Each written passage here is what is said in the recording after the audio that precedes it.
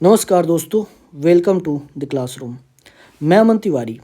आज की क्लास में एट्रीब्यूट को हम लोग फिर आगे बढ़ाने वाले हैं। जैसा कि हम लोग पिछले क्लास में ये देखे थे कि एट्रीब्यूट होता क्या है, एट्रीब्यूट से रिलेटेड क्लास कैसे बनते हैं, फिर क्लास फ्रीक्वेंसी कैसे देखी जाती है, और फिर ऑर्डर ऑफ द क्लास क्या होता है। ये सारा चीज़ हम लोगों ने पिछले क्लास में देखा था और इन सब का यूज करके हमने ये सीखा था कि 9 स्क्वायर टेबल को हम लोग कैसे बनाते हैं। तो 9 स्क्वायर टेबल के बनाने तक हम लोग पहुंच गए थे। अब आज की क्लास में हम लोग एट्रीब्यूट्स का कुछ ऑपरेशन सीखने वाले हैं। Operation on attributes. अगर आपके पास कोई एट्रीब्यूट दे दिया गया है, कुछ कैरेक्टर दे दिए गए हैं, उन पे कौन कौन सा ऑपरेशन हम लोग करते हैं, कैसे जानते हैं कि एसोसिएशन है, इंडिपेंडेंट, ये सब क्या चीज़ें हैं, वो सब हम लोग आज की क्लास में सीखने वाले हैं। तो चलिए आगे बढ़ते हैं। तो एट्रीब्यूट्स के ऑपरेशन में पहला होता है कि हम लोग डेटा का कंसिस्टेंसी चेक करते हैं। ठीक है, तो पहले हम लोग करते हैं, पहला ऑपरेशन देखते हैं कैसे होता है, कंसिस्टेंसी चेक करना एट्रीब्यूट का। तो देखिए, कंसिस्टेंसी ऑफ डेटा का मतलब क्या होता है। ये एक तरह का टेस्ट है। उसमें ये चेक किया जाता है कि वेदर एनी वन और more of the ultimate class frequency. हम लोग पिछले क्लास में ये समझे हैं कि अल्टीमेट क्लास फ्रीक्वेंसी क्या होता है। तो अल्टीमेट क्लास फ्रीक्वेंसी का कोई एक या more than one is negative और नॉट। अगर निगेटिव है तो क्या हो गया, आपका डेटा इनकंसिस्टेंट हो गया। अगर नहीं है, पॉजिटिव है, तब डेटा कंसिस्टेंट है। ठीक है, ये हम लोग पहला एट्रीब्यूट में चेक करते हैं। ठीक है, ये क्या है, it is the necessary and sufficient condition for the consistency of data. मतलब एट्रीब्यूट पे अगर कोई भी ऑपरेशन अगर आगे आपको करना है तो उसके लिए पहला स्टेप यही रहेगा कि ये पहला ऑपरेशन आप पूरा करो कि डेटा आपका कंसिस्टेंट है या नहीं है। अगर डेटा कंसिस्टेंट हो गया तो आप आगे फिर एसोसिएशन, इंडिपेंडेंस, डिसोसिएशन वाला टेस्ट आप ऑपरेट कर सकते हो। तो इस ऑपरेशन का पहला हम लोग देख लिए कंसिस्टेंसी ऑफ डेटा। तो हम लोग चेक करेंगे निगेटिव है या नहीं। तो इसके लिए एक एग्जांपल ले लेते हैं। एक एग्जांपल लेते हैं कि फ्रॉम द फॉलोइंग 2 केस, ये 2 केस है, हमको ये चेक करना है कि डेटा कंसिस्टेंट है या नहीं। तो सेम हम लोग 9 स्क्वायर टेबल बनाएंगे। ठीक है, तो 9 स्क्वायर एक टेबल हम लोगों ने बना दिया।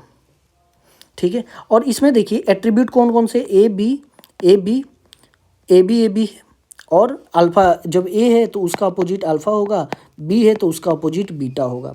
तो उसके अनुसार हम लोग एक 9 स्क्वायर टेबल बना देंगे। 9 स्क्वायर टेबल में एक एन हो जाएगा, टोटल नंबर ऑफ ऑब्जर्वेशन। यहाँ मान लीजिए ए है अल्फ़ा, बी बीटा। ठीक है, ए ऐसे ए बी बन गया, यहाँ ऊपर लेंगे ये बी लेंगे, अल्फ़ा बी बन गया, ये ए बीटा बन गया, ये अल्फ़ा बीटा बन गया। ये टोटल हो जाता है, ये भी टोटल हो जाएगा। यहाँ ये ए हो जाएगा टोटल, ये अल्फ़ा टोटल हो जाएगा, ये बी टोटल हो जाएगा, ये बीटा टोटल हो जाएगा। अब इसमें वैल्यू पुट कर देना है। यहाँ देखिए पहले केस में क्या कह रहा है, ए कितना फ्रीक्वेंसी है, तो ए का 100 फ्रीक्वेंसी है, यानी कि यहाँ पे 100 है। ठीक है, बी का फ्रीक्वेंसी कितना दिया हुआ है, 150 दिया हुआ है। ए बी का फ्रीक्वेंसी कितना दिया है, 60 दिया हुआ है। एन कितना दिया हुआ है, 500 दिया हुआ है। अब हमको बताना है कि ये पूरा डेटा, ये पूरा कंसिस्टेंट है कि नहीं। तो हम लोग इसको पहले जितने भी अदर कॉलम हैं, ये सब कॉलम जो ब्लैंक है, इसको भरने होते हैं। कैसे भरेंगे, जैसे इसमें 60 है, यहाँ 100 है, यानी कि ए बीटा कितना हो जाएगा, 100 माइनस 60, यानी कि ये हो जाएगा 40।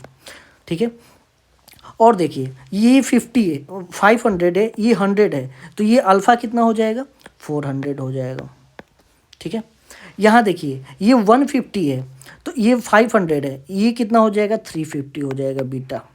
ये 350 है, ये 40 है, तो अल्फ़ा बीटा कितना हो जाएगा, 310 हो जाएगा।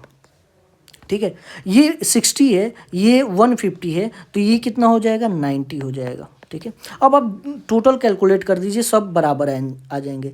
9 प्लस ये ऐड करेंगे 150 आ जाएगा, 40 प्लस 3 310 ऐड करेंगे 350 आ जाएगा, 100 400 ऐड करेंगे 500 आ जाएगा। फिर ऐसे ऊपर से इस बार एक बार ऐसे चेक कर लो, 60 + 40 100, 90 + 3 400 आ गया, 150 + 350 500 आ गया। तो इसमें कोई भी डेटा, नो